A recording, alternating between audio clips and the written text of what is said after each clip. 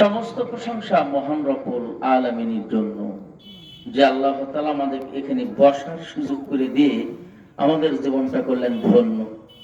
আমরা আল্লাহকে এবং রাসূলকে করি মান্য। আমরা অন্যান্য বিধর্মীদের মতো নই কোনো জঘন্য। আমরা আল্লাহকে, রাসূলকে, আল্লাহর কোরআনকে ভালোবাসি। আল্লাহ তাআলা আমাদের করতে চাবেন না দোষী। কোনো কারণে যদি নেকি কম হয়েই যায়, তাতে আল্লাহ তাআলা হবেন খুশি। বলেন আলহামদুলিল্লাহ। আপনারা সবাই ভালো আছেন তো? আপনাদের গ্রামের নাম হলো পুর। এতক্ষণ তো এখানে হয়ে যাওয়ার কথা ভরপুর, কিন্তু আপনারা তো খানা দানা করে বসে আছেন বাড়ির ভিতরে অনেক পুর। কেমনে আপনারা পাবেন সে বেহেশতের সুন্দরী সুন্দরী হুর? কি কথা ঠিক কিনা? আর যত বড় স্প্যান্ডেল, লোক অনেকটাই কম, কিভাবে মারা যায় হ্যান্ডেল? আচ্ছা, দেখলাম যেখানে লোক থাকার কথা সেখানেই আছে। কি কথা ঠিক কিনা? হাই রে আল্লাহ, হাই রে মেলা, হাই রে মেলা, লোক যায় না ঠেলা। জ্বর হচ্ছে যত চ্যাংরা চ্যাংড়ি আর শয়তানের চেলা। হাই রে আল্লাহ রে। আর ওয়াজ শোনে কত, ওয়াজ মোবাইল ফোনের ভিতরে করে লেছে জাম।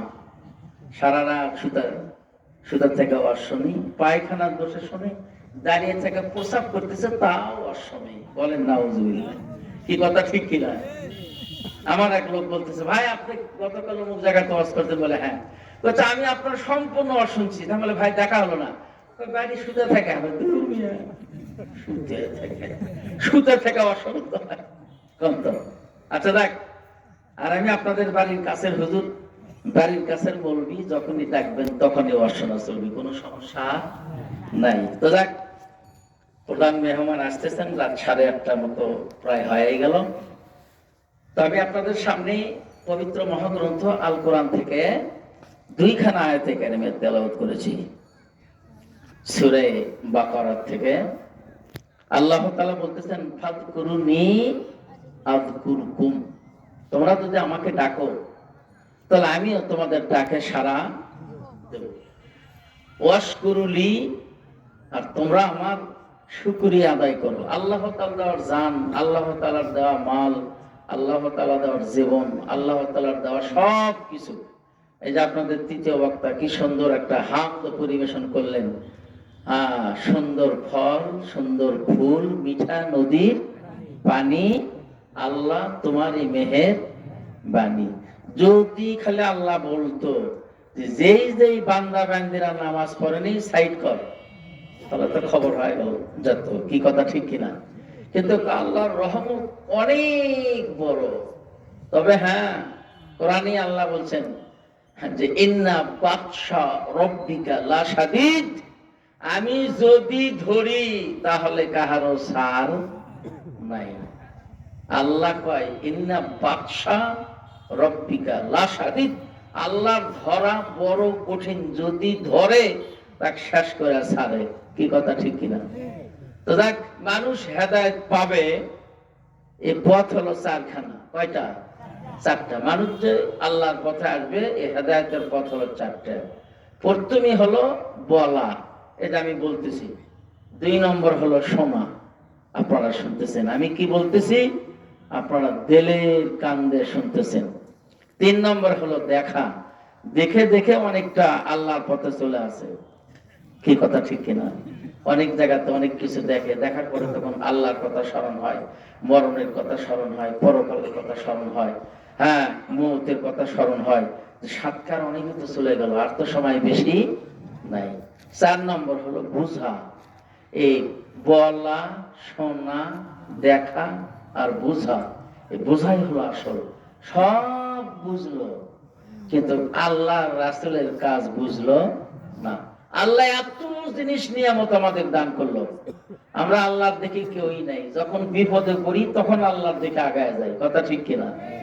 এই যে এবারে আলুর দাম হয়ে গেল বেশি, পাবলিকের মনে কত হাসি। খালি বলতেছে যে প্রোডাকশন বেশি কোন আলু, যদি কুড়িগ্রাম, যদি ময়মনসিংহ, যদি নেত্রকোনা, যদি গাজীপুর থেকেও বীজ আনতে হয় তাও যাব। একজন নিয়ে আসছে, বলতেছে ভাই অন্তত কেজি পাঁচে খাবার জন্য ঠুস, তোকে আমি করে দিলাম হুঁস। মানে দুনিয়া নিয়ে সবাই হয়ে গেছে পাগল, মরার কথা কাহারও খেয়াল আহারে। আর আল্লাহর কাজ যখন করে তখন হয় হাফ, আল্লাহর কাজ যখন করে তখন কি হয়? হা।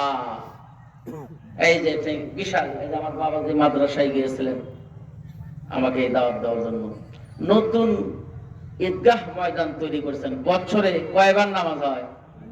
2 বার। আলহামদুলিল্লাহ।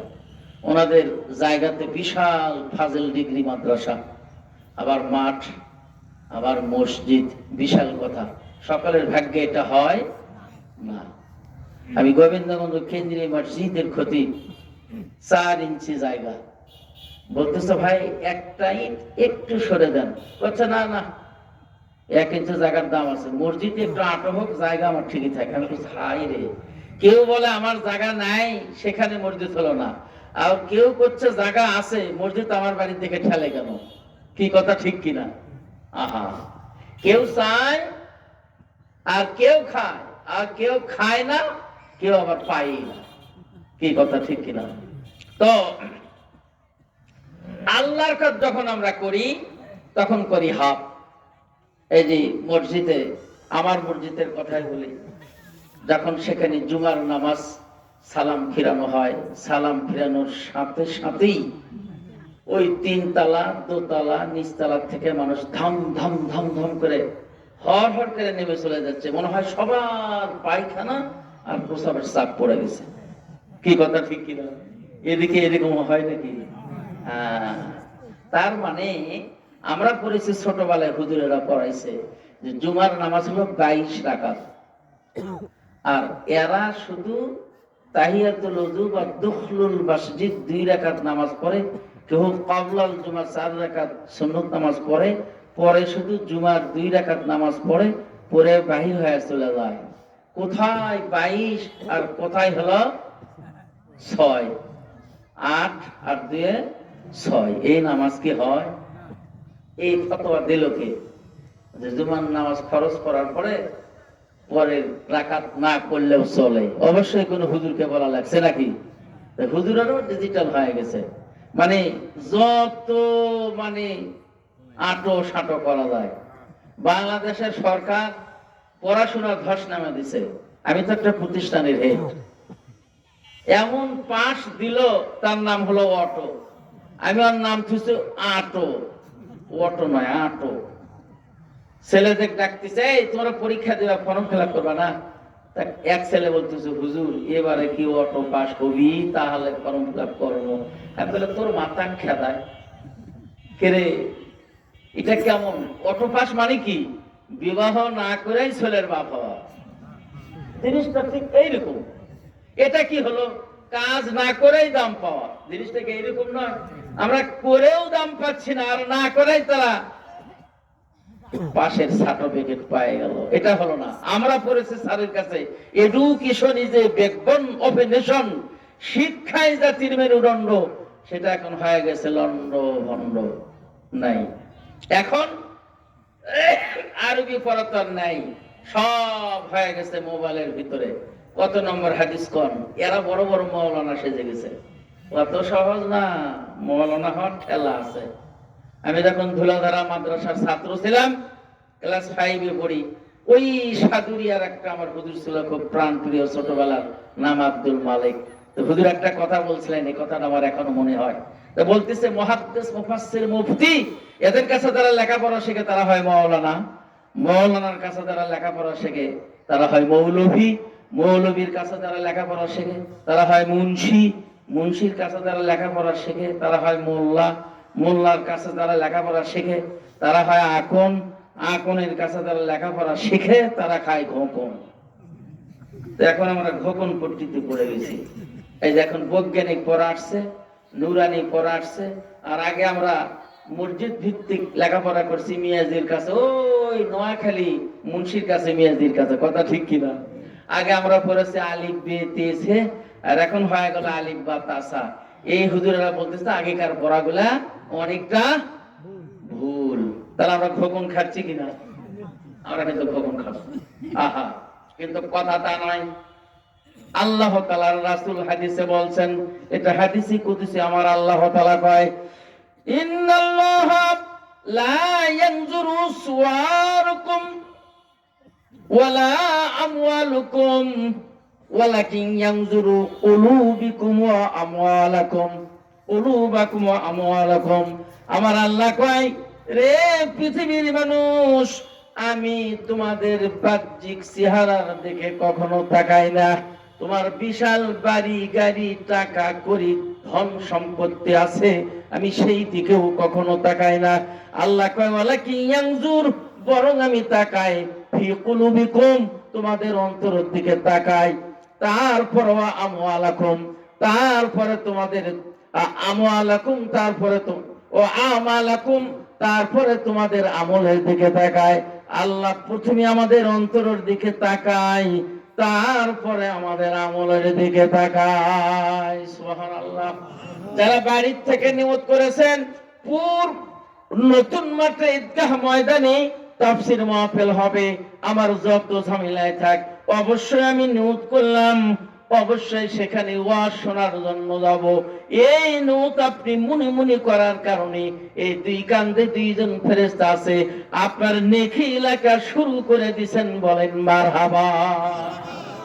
শুধু নিয়ত করছেন না আমি যাব ইনশাআল্লাহ, শুধু নিয়ত করছেন যাব, তখনই আপনার আমলনামাতে নেকি দেওয়া হলো। এরপর আপনি যখন পায়ে হেঁটে হেঁটে এক পা দুই পা করে আসবেন, আপনারা প্রত্যেকটা কদমে কদমে নেকি দেওয়া হবে। যখন আপনি মাহফিলের ভিতরে এসে চুপচাপ বসে থাকবেন, আল্লাহর কথা, রাসূলের কথা, পরকালের কথা, মওতের কথা, হাসরের কথা যখন হুজুরেরা বলবে, মাশাআল্লাহ, আলহামদুলিল্লাহ, আল্লাহু আকবার, সুবহানাল্লাহ বলবেন, প্রত্যেকটি কথাই কথাই আল্লাহ তাআলা নেকি দান করবেন। হাদিসের ভিতরে পড়লাম, কোন ব্যক্তি যদি একবার শুধু বলে সুবহানাল্লাহ, এই আসমানের জমিনের ভিতরে যত ফাঁকা জায়গা আছে সবগুলি নেকিতে ভরপুর হয়ে যায়। সুবহানাল্লাহ। তাহলে নেকি কামাই করা খুব সহজ। নেকি কামাই করা এত সহজ, আমরা নামাজ পড়ি, রোজা করি, হজ করি, যাকাত দেই, কবুল হলো কিনা জানি না। কিন্তু আমি একদিন আমার এই ব্যক্তিগত কথা বলতেছি, বাড়ির থেকে মোটরসাইকেল নিয়ে বাহির হলাম, রাসূলের একটা হাদিসের দিকে লক্ষ্য করলাম। একজন সাহাবী রাসূলের নিকটে এসে জিজ্ঞাসা করলেন, ইয়া রাসূলুল্লাহ, ইয়া হাবিবাল্লাহ, আইয়ুল ইসলামুল খায়র, ইসলামের মধ্যে ভালো কাজ কি? রাসূল লোকটির চেহারার দিকে তাকিয়ে বললেন, ইসলামের ভিতরে ভালো কাজ হলো দুইটা, সেটা হলো তুকরিউস সালাম, পারলে আগে আগে মানুষকে সালাম দেওয়া, ওয়াতুতিমুত তাআম, আর পারলে মানুষকে কিছু খাদ্য খাওয়ান। বলেন আলহামদুলিল্লাহ। আগে আগে মানুষকে সালাম দিলে তার আমলনামাতে নেকি হয়। আমি বাড়ির থেকে চিন্তা করে বাইর হলাম, আমার সামনে যত প্রকারের লোকের সঙ্গে সাক্ষাৎ হোক, শুধু হিন্দু ব্যক্তি রেখে যত লোককে দেখবো, দাড়িওয়ালা, টুপিওয়ালা, প্যান্ট শার্টওয়ালা, যেই হোক না কেন, তাকে আমি সালাম দেব। আমি হিসাব করে সন্ধ্যার সময় দেখি আমার আমলনামাতে 13,500 নেকি হয়ে গেছে। এমনিতেই সালাম দিছি, আর নামাজ কবুল হয়েছে কিনা জানা নাই। তাহলে নেকি কামাই করা খুব সহজ। বন্ধুগণ আমার, সেই নামাজ আমরা ডিজিটাল করেছি। আল্লাহর কাজ, রাসূলের কাজের বেলায় হলো হাফ, আর নিজের কাজের বেলায় হলো ফুল। কিভাবে পার হতে পারেন আপনারা পরকালে পুল সিরাতের পুল? আর আপনাদের দোয়া দেওয়া কেমন করে আল্লাহর দরবারে হতে পারে কবুল? কি কথা ঠিক কিনা? তার মানে নামাজ আপনি হাফ করে গেলেন, এখন আবার ডিজিটাল কায়দায় বলতেছে যে হাত তুলে আর মুনাজাত করা নাই। কোন হুজুর বলতেছে ফরজ নামাজের পরে আর কোনো দোয়া নাই। ফরজ নামাজের পরে দোয়া নাই, তো কখন করবে দোয়া? লেট্রিনের ভিতর যায় নাকি? দূর দরকার নাই, তুই আমি আমার সমস্যা, আমি দোয়াতে শরীক হতে পারলাম না, তুমি মশলা দাও আর কি কথা ঠিক কিনা? তোমার জরুরি থাকলে গো আউট, তুমি যাও। তো তুমি কে কথা কও হাত তোলায় আর লাগবে না? হাত না তুললে তো কিছুই হবে না। কি কথা ঠিক কিনা? বন্ধুগণ আমার, আমি যখন আলিম ক্লাসে পড়তাম 1982 সালে, 1982 সালে যখন আমি আলিম ক্লাসে পড়তাম, আমাদের আরবির সাহিত্যের ভিতরে একটা ঘটনা পড়েছে। এই আরবি সাহিত্যের নাম ছিল মুস্তাতরব। এখানে আমাদের ভাইস প্রিন্সিপাল হুজুর সুন্দর করে আমাদের বুঝাইতেন। ওই এখানে একটা ঘটনা পড়েছি যে ওই কিতাবের ভিতরে এমন একটা সুন্দর ঘটনা আছে। দুইজন যুবক যুবতী নব দম্পতি কেবলমাত্র বিবাহ হয়েছে, 3 তলা ফ্ল্যাট বাসা, বাড়িতে সুন্দর পোলা কোরমা দই মিষ্টি দিয়ে সুন্দর খানা খাচ্ছে। এমন সময় তাদের দরজার সামনে একটা ভিক্ষুক আসলো। ভিক্ষুক এসে বলতেছে, বাবা বাড়ির ভিতরে কে আছো? আমি একটা দুঃখী কাঙ্গাল মানুষ, অসল মানুষ, বহুদিন থেকে কোনোদিন সুখের খানা খাই নাই। আপনাদের দরবারে বাসায় যদি কোনো খানা পিনা থাকে, দয়া করে এই অনাথ ব্যক্তিকে এক মুষ্ট খানা দিলে বড় খুশি হয়। আমি আল্লাহর কাছে দোয়া করব, আল্লাহ তাআলা তোমাদের যা যাই খায়ের দান করুক। বলেন আলহামদুলিল্লাহ। রাখে আল্লাহ মারেকে। আজ যে থাকে 5 তলা, পরের দিন সে থাকে গাছতলা। এটা কার খেলা? যা করেন করেন, চিন্তা ভাবনা করা করে, অত সহজ না। একটু মরণের কথা খেয়াল করতে হবে। কে তোমার আর যাবে সাথে, কে তোমার আর যাবে সাথে, কে তোমার আর যাবে সাথে, কোথায় রবে ও ভাই বন্ধু, পড়বি যেদিন কালের হাতে, কে তোমার আর যাবে সাথে। কালের হাত মানে আজরাইল। কি কথা ঠিক কিনা? এই কথা কাহারও মনে নাই। হঠাৎ করে এক ছেলেটা হার্ট অ্যাটাক করে মারা গেল আমার মসজিদের সামনে। নাম হলো নয়ন। কি সুন্দর, একটি মাত্র বাচ্চা, কি সুন্দর চেহারা। হঠাৎ করে মারা গেল। আমাকে দেখে অনেক রেসপেক্ট করতো, খুব সম্মান করতো। আমি শুনি যে এই কিছুক্ষণ আগে ছেলেটা মারা গেল, কেন? তো হার্ট অ্যাটাক। এখন হার্ট অ্যাটাক তো অহরহ হচ্ছে। কি কথা ঠিক কিনা? মরণের কথা কাহারও খেয়াল নাই। হাইরে টাকা, হাইরে পয়সা, হাইরে জমিদারি, হাইরে দেওয়ানগিরি, সব করতে চায় ফিরি ফিরি। কি এটা কি হলো? না, আল্লাহর কাজ হাফ করে আর নিজের কাজ ফুল করে। আমার এই গ্রামের চাচাতো ভাই, আমি মোটর সাইকেল নিয়ে ঘোড়াঘাট যাচ্ছি ওয়াজ করার জন্য। আমি বলতেছে, খুব তো কোদাল মারি, আসরের নামাজ জোহরের নামাজ। ভাই তুমি যাও তো, নামাজ একবারে করবো। হায় আল্লাহ, নামাজ পড়ে একবারে করবি, এটা কি হলো? আবার করছে কি, কয় ভাই সবার যা জান আবার কইও না। ও মানে আমার দেখা ভয়, আমার দেখা ভয়। আসল যাকে ভয় করার দরকার তাকে দেখা ভয় নাই। আমরা আল্লাহকে ভয় করি না, বাঘকে দেখে ভয় করি আমাকে খেয়ে ফেলবে, কুকুরকে দেখে ভয় করি আমাকে কামড় দেবে, সাপকে দেখে ভয় করি আমাকে দংশন করবে, আগুন দেখে ভয় করি আমাকে জ্বলে পুড়ে ছারখার করে দেবে, ম্যাজিস্ট্রেট ডিসি কে দেখে ভয় করি আমাকে জেল হাজতে দেবে, রাত্রিবেলা চোর ডাকাতকে দেখে ভয় করি আমার ধন সম্পদ সব কেড়ে নেবে, এমনকি নিজের স্ত্রীকে দেখে ভয় করি যদি কোনো ত্রুটি হয় আমাকে সাইজ করবে। কি কথা ঠিক কিনা? কিন্তু আল্লাহকে দেখে কাহারও কোনো ভয় নাই। অথচ আল্লাহ বললেন ইত্তাকুল্লাহ হাক্কা তুকাতিহ, রে দুনিয়ার মানুষ তোমরা আমি আল্লাহ তাআলাকে ভয় করো যেই রকম করে ভয় করা দরকার। ওয়ালা তামুতুন্না ইল্লা ওয়া আনতুম মুসলিমুন, তোমরা মুসলমান না হয়ে যেন কেউ এই কবরের জমিনে আসিও না। আল্লাহ বললেন তোমরা যদি আমাকে ডাকো আমি তোমাদের ডাকে সাড়া দেব। আমার অনেক নিয়ামত খাও, তার শুকরিয়া আদায় করো। ওয়ালা তাকফুরুন, খবরদার তোমরা আমার কুফরি করিও না। নিজের ছেলে একটু দুষ্টামি করছে, আপনি বলছেন আমি জয়পুরহাটে চলে গেলাম, আসতে হয়তো আমার বিকাল হয়ে যাবে, 2টা গরু আছে ঘাস খাওয়াস, তারপরে অমুক জায়গাতে আলুর জমিটা এই আপনার গিফট টেবিল যদি স্টার্ট করে তাহলে শেষেনেস, আর তোর মার কাছে 500 টাকা নেই, মুসলিমগঞ্জ হাট করে আসিস, এই সন্তান একটা কাজও যদি না করে। আপনি মাগরিবের সময় বাড়িতে আসলেন, বিবি বলতেছে এতক্ষণ দেরি কেন লাগলো? বলে কেন?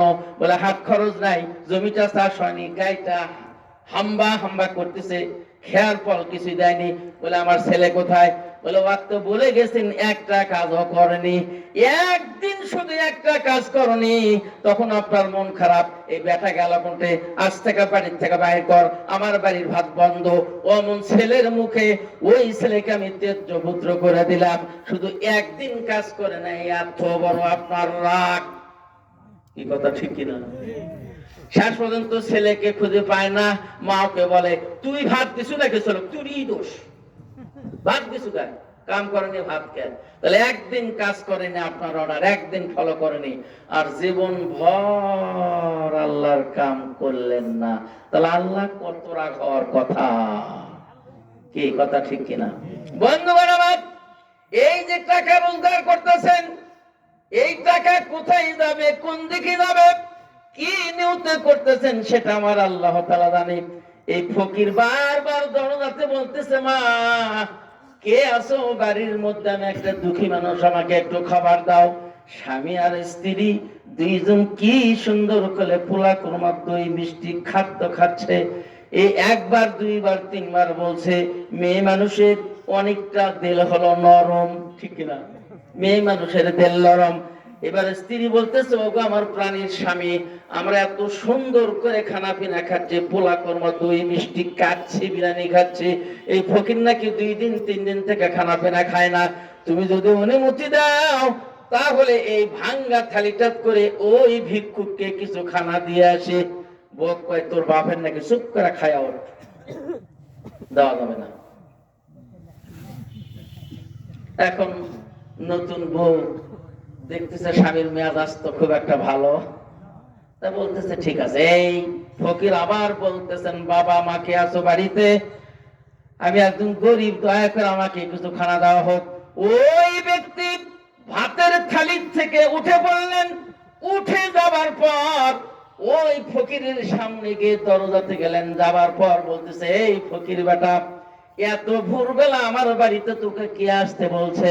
আমরা খানা খেতে বসেছি, খানার সময় কেন অত বিরক্ত করো? এই বলে ওই ফকিরকে অর্ধ চন্দ্র দিয়ে ধাক্কা দিয়ে বিদায় করে দেয়। গলায় ধাক্কা দেখি করে দিল। এখন ভিক্ষুক ব্যক্তি মনে মনে বড় আফসোস করতেছে, হায় রে 3 তালাক, এটা আবার কোন জ্বালা? আল্লাহ তোর এত খেলা, এখনো তো হয়ে গেছে বেলা 8-9টা হয়ে গেছে বেলা, আমি নাকি সকাল বেলা আসলাম, কেমন কথা? আমার অন্তরে লাগলো বড় ব্যথা। এই ফকির বলতেছে, ওগো বাড়িওয়ালা, আমি দুঃখী মানুষ, কিছু খানা খাইছিলাম, খানা তো দিলেন না, না দিলেন, কিন্তু আপনি এমন একটা জিনিস আমাকে দিয়ে বিদায় করলেন, যাক আমি চলে যাচ্ছি, আল্লাহ যেন তোমার এই জীবনে অনেকটা ভালোই করে। এটা দোয়া না বদদোয়া?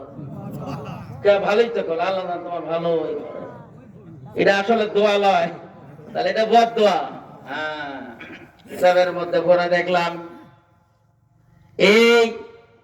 এই ফকির যখন এখান থেকে বিদায় হয়ে চলে গেল, যাবার পর সেই দিন থেকে আল্লাহ তাআলার গজব ওই বাড়ির ভিতরে নিপতিত হলো।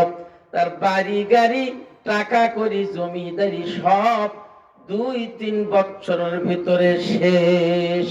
আল্লাহ তাআলা সব শেষ করে দিয়ে ভিক্ষুকের মতো করে দিলেন তার পরিবেশ। বলেন নাউজুবিল্লাহ। শেষ পর্যন্ত স্ত্রীকে ডাক দেয়া বলতেছে, ওগো আমার আদরের স্ত্রী, আমার এত টাকা পয়সা বাড়ি গাড়ি অনেক কিছু ছিল, তোমার বাড়ি তো বিশাল, তোমরাও ধনাঢ্য ঘরের মেয়ে, তোমাকে আমি বিবাহ করেছি, এখন আমি নিজের পেটের ভাত আমি নিজে জোগাইতে পারি না, তুমি আমার স্ত্রী, তোমাকে আমি ভাত কেমন করে দেব? ঠিক আছে, আমি তোমার প্রতি সন্তুষ্ট হলাম, তুমি এখান থেকে আমার নিকটে আর থাকার দরকার নাই, আমার জন্য তুমি আর কষ্ট করো না, আমি তোমাকে 3 তালাকে বয়ান করে দিলাম, তুমি তোমার বাবার বাড়িতে যাইয়া অন্যত্র চিন্তা ভাবনা করা বিবাহ শাদী বসতে পারো। এই বলে স্ত্রীকে বিদায় করে দিয়েছে। বলেন নাউজুবিল্লাহ। স্ত্রী অনেক কাকতি মিনতি করছে কিন্তু শোনে নাই। এখন এই ব্যক্তি ছিল হলো বিশাল এলাকার নাম করা লোক, এলাকার বিখ্যাত নাম করা লোক। নিজে এখন তার চলার পরিবেশ নাই, মানুষের কাছে হাত পাতাতে হচ্ছে, শরম করে লজ্জা করে এই এলাকার ভিতরে আর সে ভিক্ষা বৃত্তি করতে পারছে না। ধরেন আপনাদের এলাকার ধনাঢ্য ব্যক্তি যদি এলাকাতে ভিক্ষা করে, সকলেই বলবে কি লোক, কি হয়ে গেল, ঠিক কিনা? কিন্তু বাড়ির থেকে বহু দূরে চলে গেছেন ভিক্ষা করতে করতে করতে। এই ব্যক্তি ওই রকম বিশাল একটা দালান বাড়িতে চলে গেছে, যা বলতেছে, মা বাড়ির ভিতরে তোমরা কে আছো? আমি একজন ফকির মানুষ, আমার জীবনের বড় ইতিহাস, আমার সব হয়ে গেছে সর্বনাশ। মা, তোমাদের বাড়িতে যদি কোনো খানা পিনা থাকে তাহলে দয়া করে এই আল্লাহর বান্দাকে কিছু খানা দিয়ে যান। আমি আল্লাহর কাছে তোমাদের জন্য খাস করে দোয়া করব, আল্লাহ তোমাদের দুধি ভাতে খাওয়াক, তোমাদের সংসার বাড়তে হোক, ছেলে মেয়ে সুখে থাক, বিপদ আপদ আল্লাহ মাফ করে দেখ। এইভাবে দোয়া করা শুরু করেছে। কিতাবের মধ্যে দেখলাম সেই দিনই ওই বাড়ির দুইজন মানুষ, নতুন পুত্র বধূ আর হলো বর, তারা ওই রকম সুন্দর ভাবে খানা পিনা খাইছিল। স্বামী বলতেছে, রে আমার স্ত্রী, আমরা তো সুন্দর খানা পিনা খাচ্ছি, দরজার সামনে একটা ফকির কয়েকবার হাঁক মারতেছে, তোমার কানে কি পড়ে না? তা বলতেছে, হ্যাঁ আমার কানে তো পড়ছে। তা বলতেছে, আমি অর্ডার দিলাম, তুমি, আমি যে থালে খানা পিনা খাচ্ছি এটা আমার হাফ পার্সেন্ট খাওয়া হয়ে গেছে, এই থালিটা তুমি নিয়ে দাও, ওই দুস্থ মানুষ ফকির মানুষকে তার সাধ্য মতো পেট করে তাকে খাওয়ায় আসো। বলেন আলহামদুলিল্লাহ। স্বামীর অর্ডার পায়া স্ত্রী বড় খুশি, হ্যাঁ ওই থাল নিয়ে চলে গেছে। যা পর্দা এইভাবে যখন উত্তোলন করছে, পর্দা উত্তোলন করে থালিটা ঠেলে দিছে, বদনাটা দিছে, দেওয়ার পর ওই মহিলা অঝর নয়নি কাঁদাকাটি করতেছে, ওখানে ফকিরকে দেখে কাঁদতেছে। স্বামী কয়েকে রে ভাত দেবার গেল ফকিরকে, 2 মিনিট 4 মিনিট 5 মিনিট হলো, আসে না কেন? চিন্তা কথা কিনা, এরা আসে না কেন? 1 পা 2 পা করে স্বামী আগায় গেছে, দেখে তার স্ত্রী কাঁদতে কাঁদতে 2 চোখ লালে রঞ্জিত করছে। স্ত্রীকে বলতেছে, কি ব্যাপার, আমি তোমাকে ভিক্ষুককে খানা দিতে বললাম, তুমি এখানে এসে খানা দিচ্ছ, ঠিক কাঁদাকাটি করো কেন? এই বদমাইশ ফকির তোমাকে কোনো কথা বলেছে কিনা? এই বদমাইশ ফকির তোমার সঙ্গে কোনো বেয়াদবি আচরণ করেছে কিনা? তখন বলছে, না না, এই ফকির আমার সঙ্গে কখনো কোনো বেয়াদবিমূলক আচরণ করে নাই। বলে, রে আমার স্ত্রী, তাহলে তুমি কাঁদো কেন? তখন বলতেছে, আমার এই কাঁদার কারণ যদি তোমাকে বলি তাহলে তোমার সঙ্গে আমার ভাত নাও হতে পারে। কত শুনি, ঘটনা কি, কি ঘটনা? তা বলতেছে, যে লোকটাকে তুমি ভাত দেওয়ার জন্য, এই ভিক্ষুককে খানা দেওয়ার জন্য পাঠিয়ে দিয়েছিলা, যে ভিক্ষুক আমার দরজাতে খানা পিনা খাওয়ার জন্য আসছে, আমি পর্দাখানা উন্মুক্ত করে পর্দার অন্তরাল থেকে একবার তার শুধু চেহারার দিকে দেখেছি। যে ফকির এখানে আমাদের দরজাতে খানা পিনা চাচ্ছে, এই ব্যক্তি ছিল আমার আগেকার প্রথম স্বামী। প্রথম স্বামী ছিল এটা। তা বলতেছে, কি হয়েছে, ঘটনা কি? 2 নম্বর স্বামী এখন বলতেছে, কি হয়েছে, কি হয়েছে? তা বলতেছে, যখন আমার নতুন বিবাহ হলো, আমার স্বামীর বিশাল বাড়ি গাড়ি, বিশাল ধনাঢ্য ব্যক্তি ছিল, এইরকম একটা ফকির আমাদের দরজার সামনে গিয়েছিল। আমি বলেছিলাম স্বামীকে, বারবার ফকির খানা চাচ্ছে, আমরা তো বড় আনন্দ করে সুখের খানা খাচ্ছি, তুমি অনুমতি দিলে আমি ফকিরকে দিয়ে আসি। আমার ওই স্বামী তাকে খানা দেয় নাই। 3 বার চিল্লাচিল্লি করার পর ওই ফকিরকে গলা ধাক্কা দিয়ে এমন ভাবে বিদায় করে দিয়েছে। সেই দিন ওই ফকির এমন ভাবে কি যেন বদদোয়া করলো, 3 বছরের মধ্যেই তার বাড়ি গাড়ি জমিদারি কোর্ট কাছারি সব শেষ। এখন আমাকে সে ভরণ পোষণ দিতে পারে নাই, আমাকে 3 তালাকে বয়ান করে দিয়েছে। 3 বছর পর আপনার সঙ্গে আমার দ্বিতীয় বিবাহ হয়। কিন্তু কিন্তু এখন আমি দেখতেছি আমার স্বামী সে আর কোথাও কোনো খানা পিনা পায় নাই, এখন সে ওই আগেকার ওই ফকিরের মতো ভিক্ষাবৃত্তি করতে করতে আমারই দরজার সামনে হাজির। আমার প্রথম স্বামীকে দেখে আমার মনের ভিতরে বড় কষ্ট হয়েছে, যার জন্য আমি যার যার করে কাঁদতেছি। ও আমার দ্বিতীয় স্বামী, দয়া করে মনে কিছু লওয়া যাবে না। তখন দ্বিতীয় স্বামী করছে, হ্যাঁ তোমার কি ইচ্ছা তো শুনলাম। এটা কতদিন আগে? বলে বছর 3-4 আগে হবে। তা বলতেছে যে এই ফকির তোমাদের দরজাতে গিয়েছিল, তুমি কি সেই ফকিরকে চিনেছিলে? বলে আমার মনে নাই, দেখেছিলাম একটা ফকির। বলে যে ফকির 3-4 বছর আগে তোমাদের দরজাতে গিয়েছিল, তোমার স্বামী গলা ধাক্কা দিয়ে বিদায় করে দিয়েছিল, সেই দিনের ওই ফকির ছিলাম হলো আমি। তাহলে রাখা মারা ভাঙ্গা করা কার হাত? আল্লাহর হাত। বেশি ফুটানি করো না, ওই যে বেশি ফুটানি করলে দেশতে আর থাকা। কি কথা ঠিক কিনা বন্ধুগণ আমার? সেই কথাই বলতেছিলাম, আল্লাহর দেওয়া জান, আল্লাহর দেওয়া প্রাণ, আল্লাহর দেওয়া জীবন, আল্লাহর দেওয়া মরণ। আপনার কাজ সব করলেন ফুল, আর আপনার কাজ সব করলেন ফুল, আর আল্লাহর কাছে যায় হাত। এই যে কনকনা শীত, আমাদের বাড়িতে সুন্দর লেপ কাঁথা তোষক বালিশ রয়েছে, কেউ কি কম্বল লাভি পর্যন্ত দিয়ে ঘুম পারে? কেউ পারে না? গোটাল গায়ে দেয়। হ্যাঁ, মশারি টাঙ্গানোর সময় কেউ কি আর্ধেক বাহির করে, আর্ধেক মশারির ভিতরে মানে শরীরে ঘুমায়? আছে নাকি? না। পায়খানা প্রসাব যখন করেন, কেউ কি হাফ পায়খানা বা হাফ প্রসাব করে দাঁড়ায় না ফুল করে? তাহলে আপনার কাজ সব কাজ করেন ফুল, আর আল্লাহর ইবাদত করতে যায় আপনি করেন হাফ। কেমন করে আপনি পাইতে পারেন মাপ? ওই জন্য আল্লাহ বিভিন্ন অসুখ বিসুখ বালা মুসিবত দেখ করে দিচ্ছে হলো সাপ।